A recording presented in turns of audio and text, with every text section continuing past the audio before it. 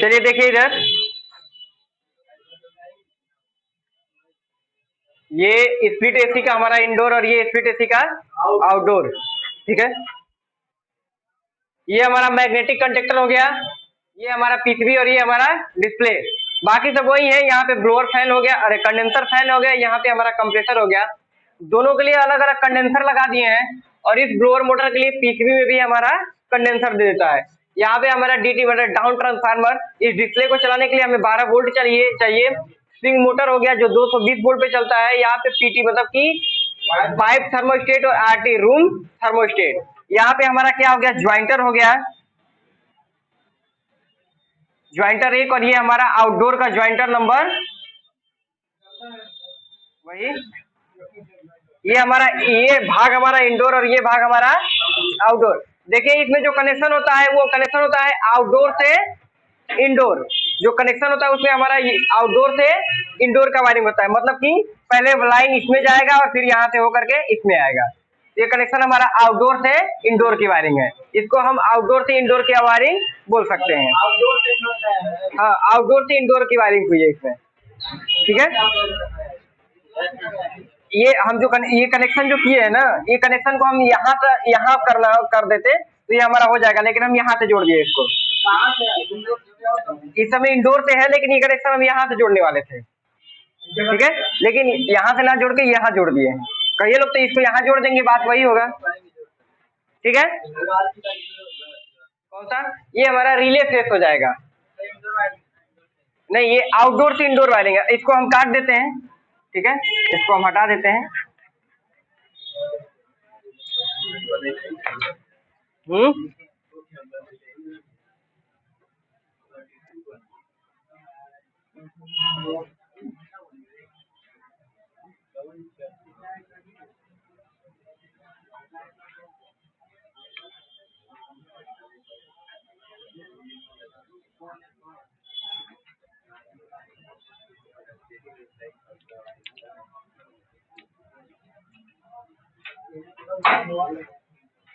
ठीक है, ये हमारा इंडोर टू आउटडोर वायरिंग है, आउटडोर टू इंडोर वायरिंग है।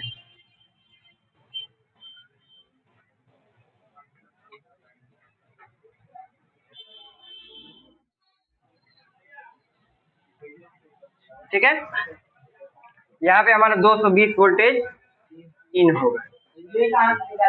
है यहाँ से इसमें भी इंडोर में रहेगा, ये इंडोर में रहेगा और ये आउटडोर हमारा वही वाला। कोई दिक्कत नहीं, यहाँ से भी निकालते तो वही बात होता, वहां से निकालते तो। ठीक है, जहाँ से निकाल दीजिए, कनेक्शन उसमें जाने से मतलब है। ठीक है, देखिए यहाँ पे सबसे पहले हम इस ज्वाइंटर पे, आउटडोर के ज्वाइंटर पे फेस न्यूट्रल ले आएंगे और बॉडी अर्थ ले आएंगे। यहाँ से हमारा फेस निकलेगा और कहाँ जाएगा, मैग्नेटिक कंडक्टर के एक पॉइंट पे जाएगा। मैग्नेटिक कंडक्टर कैसे काम करता है, मैग्नेटिक कंडक्टर पे हमारा न्यूट्रल जो होता है वो कॉमन होता है और उसमें 2 फेस काम करते हैं। मैग्नेटिक कंडक्टर में हमारा 2 फेस काम करते हैं। एक ही फेस को, मतलब यहाँ से हमारा फेस गया, एक ही फेस को हम 2 भागों में बांट देते हैं। मैग्नेटिक कंडक्टर हमारा इस तरह से काम करता है, एक यहाँ पॉइंट हो गया, एक यहाँ पॉइंट हो गया, एक यहाँ पॉइंट हो गया और एक यहाँ पॉइंट हो गया। ठीक है, देखिए अगर हमारा ये न्यूट्रल हम यहाँ से दिए, इस पे हम ले जाकर रख दिए, ठीक है, तो यहाँ से हमारा क्या निकल जाएगा, न्यूट्रल निकल जाएगा। ठीक है, ये दोनों एक ही हो गए और यहाँ से हम फेस को 2 भागों में बांटेंगे। यहाँ से एक फेस ले जाएंगे और एक फेस को काट करके यहाँ ले जाएंगे। देखिए कुछ इसी तरह से वायरिंग हम किए हैं यहाँ पे। ठीक है, यहाँ से हमारा चला गया, ये हमारा रिले का फेस आ गया, ये हमारा न्यूट्रल चला गया और यहाँ से हमारा मेन फेस चला जाएगा और यहाँ से हमारा क्या निकल जाएगा, फेस निकल जाएगा। ठीक है, मैग्नेटिक कंडक्टर को हम यहाँ से न्यूट्रल दे दिए। मैग्नेटिक कंडक्टर को जब तक न्यूट्रल नहीं देंगे तब तक वो काम नहीं करेगा। ठीक, यहाँ पे हमारा ब्लोअर लग गया, एमएफडी कंप्रेसर के लिए एमएफडी। चाहे तो आप यहाँ पे कंबाइन भी लगा सकते हैं, चाहे तो अलग अलग भी लगा सकते हैं। अब यहाँ पे हम देखते हैं, शुरू से देखते हैं, इंडोर से वायरिंग देखते हैं। यहाँ पे हमारा पीसीबी हो जाएगा। पीसीबी में देखिए कहीं भी आपको पेचकस प्लास की जरूरत नहीं पड़ेगी, ना ही कहीं तार कसने की जरूरत पड़ेगी, ना ही टेप मारने की जरूरत पड़ेगी। सब में हमारा सिंबल दिया रहता है, कोई भी सिंबल एक दूसरे के अलावा नहीं लगता। जैसे मान लीजिए कि अगर हम चाहें ब्लोअर मोटर का सिंबल डिस्प्ले की जगह पे लगाए तो नहीं लग पाएगा। चाहे तो हम स्विंग मोटर का सिंबल अगर डीटी के जगह पे लगाए तो नहीं लग पाएगा। यहाँ पे हमारा क्या आएगा, फेस आएगा, और यहाँ पे हमारा न्यूट्रल आएगा। क्यों आएगा? क्योंकि पीसीबी में भी जब तक फेस और न्यूट्रल नहीं देंगे तब तक ये हमारा डिस्प्ले काम नहीं करेगा। डिस्प्ले को चलाने के लिए कितने वोल्ट की जरूरत होती है? 12 वोल्ट।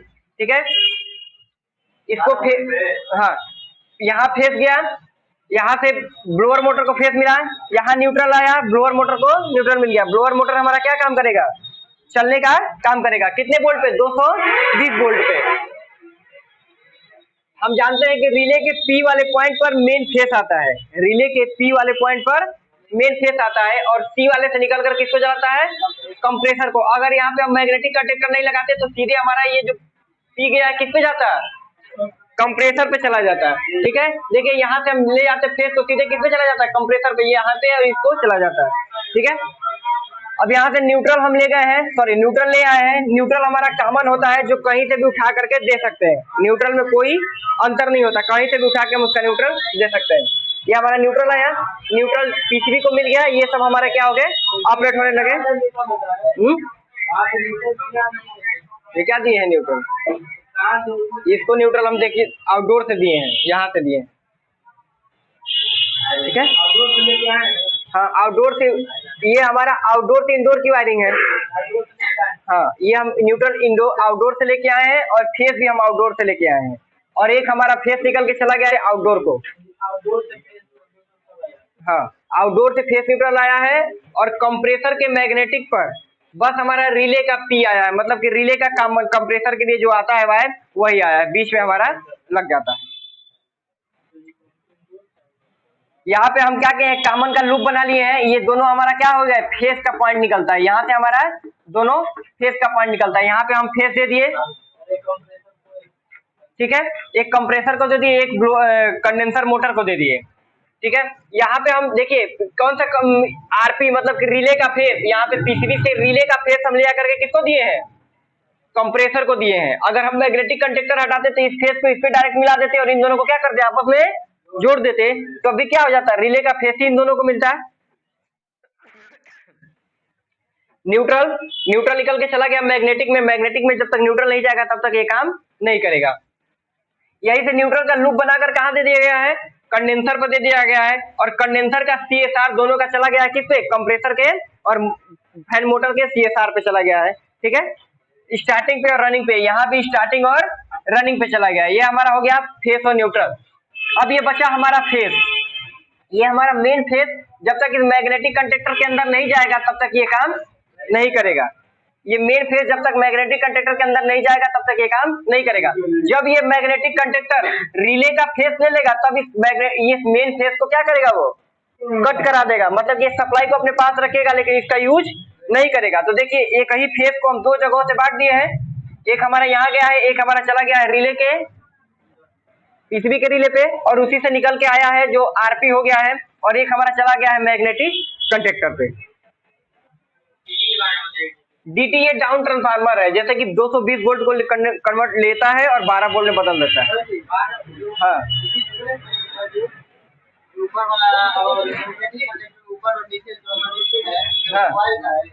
हाँ, ये क्वाइल के लिए है फेस न्यूट्रल। कहाँ फेस मिल रहा है?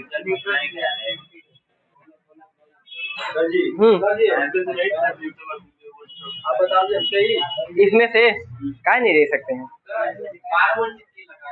डिस्प्ले के लिए डिस्प्ले 220 वोल्ट पे चलेगा नहीं। हाँ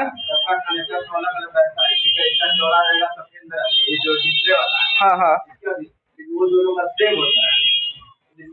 देखिए सेम अगर होता है तो दोनों का लिखा रहता है, ये उस पे लिखा रहता है, नीचे जो लिखा रहता है उस पे लिखा रहेगा आरटी और पीसीबी। जब रिले वो देखेंगे पीसीबी तो पीसीबी पे हर एक चीज का नाम लिखा रहता है कोड भाषा में, तो उस पे लिखा रहेगा आरटी मतलब कि रूम थर्मोस्टेट, पीटी मतलब कि पाइप थर्मोस्टेट। ठीक है, एसडब्ल्यू लिखा रहता है स्विंग मोटर, सबका नाम दे दिया जाता है। कौन सा? इसमें हमारा रनिंग कैपेसिटर लगा हुआ है, दोनों